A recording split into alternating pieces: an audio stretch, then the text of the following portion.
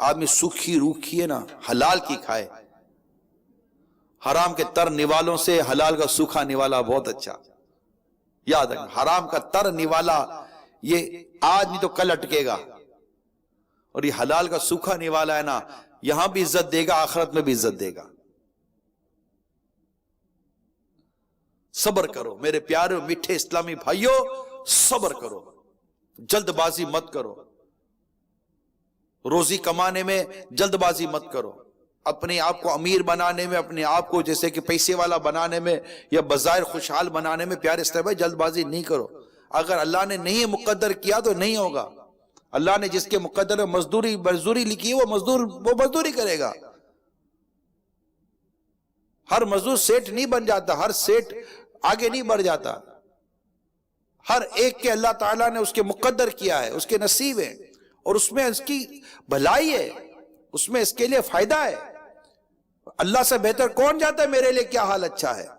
کہ اللہ فرماتے ہیں میرے بعض بندے وہ ہیں کہ جن کے ایمان کی سلامتی ان کی امیری میں ہے، اگر وہ غریب ہو جائیں تو ان کا ایمان ضائع ہو جائے گا. اللہ فرماتے ہیں میرے بعض بندے وہ ہیں کہ جن کے ایمان کی سلامتی ان کی غریبی میں، اگر وہ امیر ہو گئے تو ان کا ایمان ضائع ہو جائے گا. اللہ فرماتا ہے میرے بعض بندے وہ ہیں کہ جن کے ایمان کی سلامتی ان کی بیماری میں، اگر وہ صحت مند ہو گئے تو ان کا ایمان ضائع ہو جائے گا. اور میرے بعض بندے وہ ہیں جن کے ایمان کی سلامتی ان کے صحت میں، اگر وہ بیمار ہو جائیں تو ان کا ایمان ضائع ہو جائے گا. اللہ جانتا ہے کہ ہماری بھلائی کس میں ہے، بیماری میں، صحت میں، امیری میں کہ غریبی میں. وہ یہ نظام ہے قدرت کا، امیری غریبی کمی زیادہ. سارے امیر ہو جائیں گے تو تمہاری بلڈنگیں کون بنائے گا؟ تمہارے باتھ روم کون صاف کرے گا؟ تمہاری گلیاں کون صاف کرے گا؟ کیا سیٹ صاحب آئے گا گلی صاف کرنے کے لیے؟ سیٹ صاحب آئے گے تمہارا نلکا صحیح کرنے کے لیے؟ کون بلڈنگ بنائے گا؟ کون گاڑے کا کام کرے گا؟ کون اینٹوں کا کام کرے گا؟ کیا زمیندار صاحب آئیں گے کھیت میں یہ بونے کے لیے؟ یہ اللہ نے ایک نظام بنایا ہے کہ اللہ جس کو چاہتا ہے وسعت دیتا ہے، جس کے لیے چاہتا ہے تنگی کرتا ہے، جس کو چاہتا ہے امیر بناتا ہے، جس کو چاہتا ہے غریب رکھتا ہے. آپ بولے میرے کو امیر کیوں نہیں بنایا؟ تو بھائی تو ہوتا کون ہے اللہ کو بولنے والا کہ مجھے امیر کیوں نہیں بنایا؟ تجھے اللہ نے کتا نہیں بنایا، تجھے اللہ نے سور نہیں بنایا، شکر ادا کر.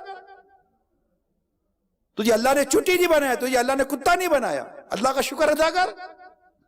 تجھے اللہ نے انسان بنایا، اشرف المخلوقات بنایا، اور پیارے محبوب کا غلام بنایا، رسول پاک کی امت نے پیدا کیا، اس کا شکر ادا کر. بندہ ہوتا کون ہے اپنے رب سے بات کر اس طرح اعتراض کرنے والا کہ مجھے اللہ تعالیٰ نے یہ کیوں نہیں بنایا؟ تو بندگی سیکھی نہیں کیا؟ بندہ کس کو کہتے ہیں؟ بندہ کبھی اپنے رب پر اعتراض کرتا ہے؟ بندہ کبھی اپنے رب پر کلام کرتا ہے؟ بندہ تو اپنے رب کی رضا پر راضی رہتا ہے. اللہ نے مجھے جس حال میں رکھا اچھا رکھا،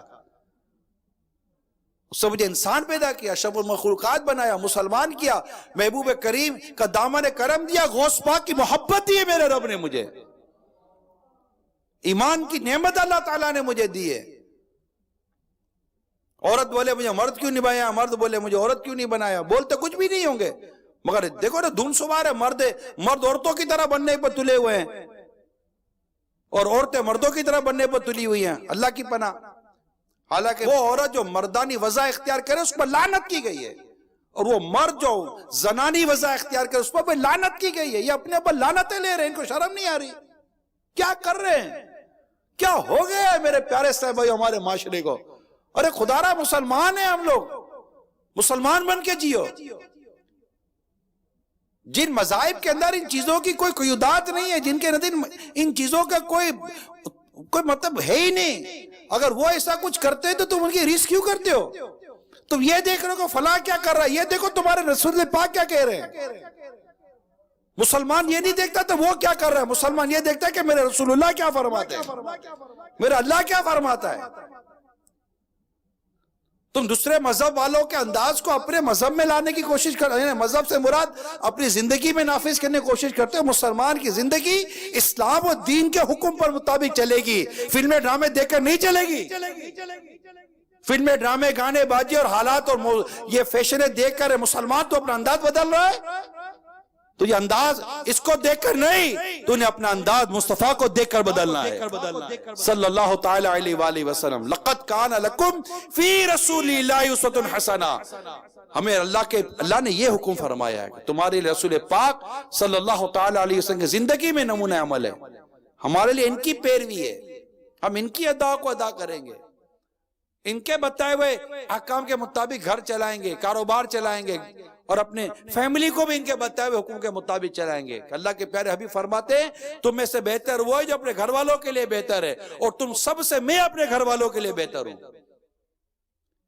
اپنی بیوی کے لیے، اپنے بچوں کے لیے کیسے بہتر بننا ہے، اپنے ماں باپ کے لیے کیسے بہتر بننا ہے، اپنے آس پاس پڑوسیوں کے لیے کیسے بہتر بننا ہے، یہ ہمیں رسول پاک صلی اللہ تعالی علیہ وسلم سکھاتے ہیں، اور ہم ان سے سیکھیں گے، بس خلاص۔